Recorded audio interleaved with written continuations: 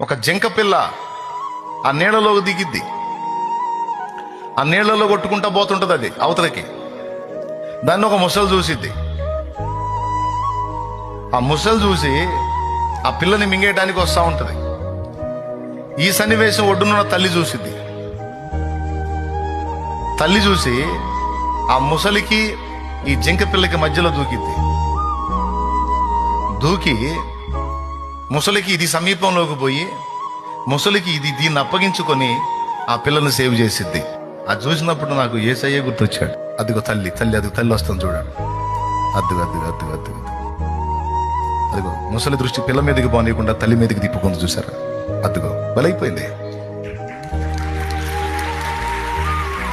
పిల్ల బతికిపోయింది.